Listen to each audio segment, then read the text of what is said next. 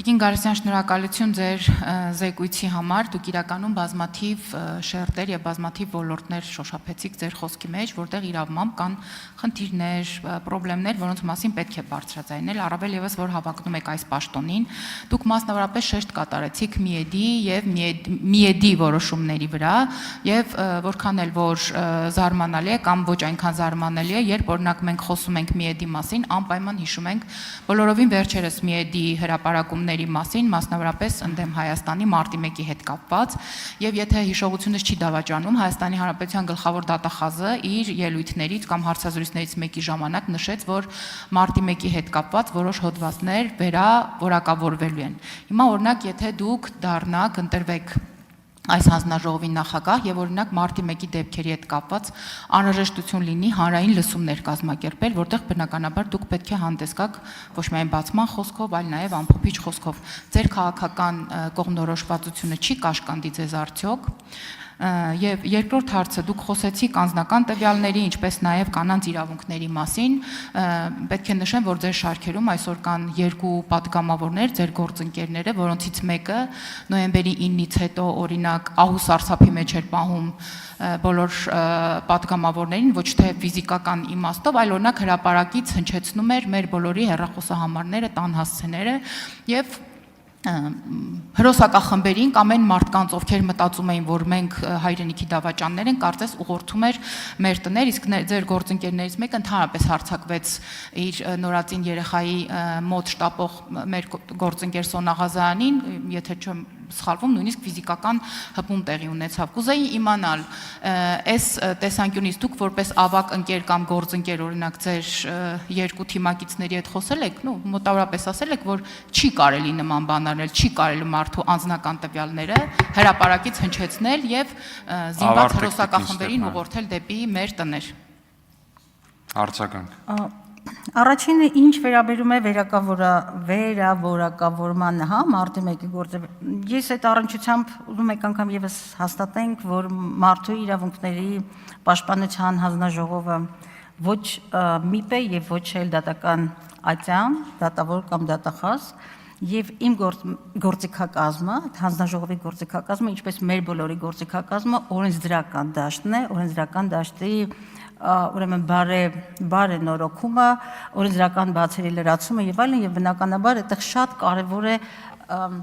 վերահսկողական մեխանիզմների ճիշտ օգտագործումը։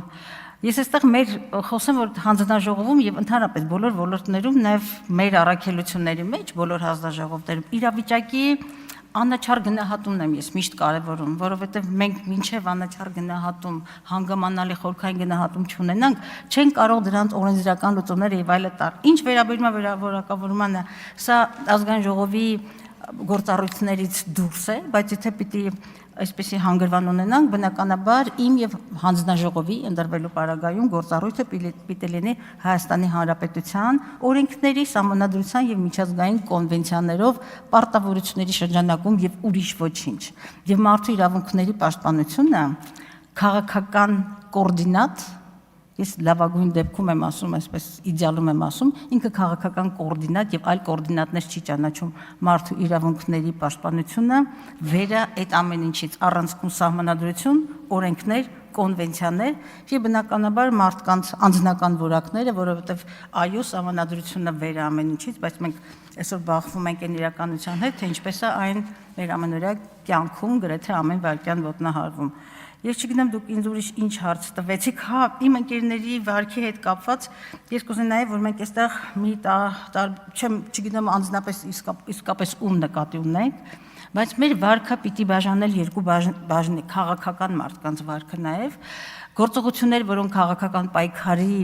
բաժին են կազմում, քաղաքական պայքարի բաժին եւ գործողություններ, որոնք ուղղակի մեր ամենօրյա շփումներ են։ Ես կողմ եմ անձնական տվյալների պաշտպանվածությանը, շատ եմ կողմ դրան եւ նաեւ գտնում եմ, որ Հայաստանում դրանք բավարար պաշտպանված չեն, որովհետեւ նաեւ բարոյականության եւ այլ կարմիր գծեր են հատված։ Եվ կարծում եմ, այստեղ բնականաբար անելիք կա, բայց կներեք, ես կոնկրետ, այո, այդ դեպքը Սոնա եւ իմ գործընկերուհու դեպքը,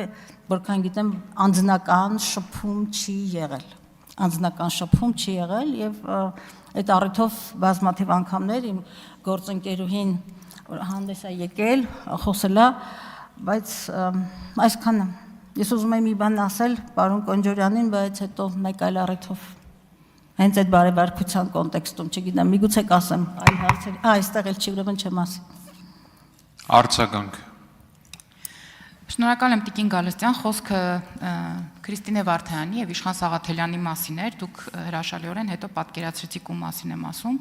դուք քիչ առաջ խոսեցիք օրենքների սահմանադրության կոնվենցիաների մասին, ձեր մյուս թիմակիցը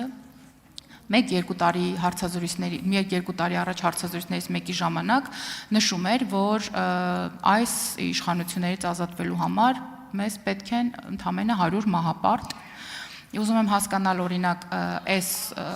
արտահայտությունը, այս հայտարարությունը որքանով է տեղավորվում իրավական գործիքակազմի մեջ եւ մի հարց Տիկին Գալստյան, կարող եք չպատասխանել, ոչ մի խնդիր։ Ես գիտեմ, որ հիմա օրինակ Բաքվում գտնվող մեր գերիների հետ կապված քաղաքացիական հասարակության տարբեր կառույցներ ստիպում են, որպեսզի Հայաստանի Հանրապետության ՄԻՊ-ը գնա Բաքու։ Եթե այդպիսի առաջարկ ձեզ անեն, դուք պատրաստ եք գնալ Բաքու, թե ոչ։ Իմիջայլոց սկսեմ դրանից, ես կապվել եմ Վարդանյան ընտանիքի հետ եւ անկախ այս հանգամանքից դա ամիսներ առաջ եւ իմ պատրաստակամությունն եմ հայտնել միանալ այդ խմբի նախ եւ առաջ որպես ԵԱՀԿ խորհրդանական վեհաժողովի անդամ, որպես մարդու իրավունքների եւ ժողովրդավարության հանձնաժողովի եւ սոցիալ-դեմոկրատների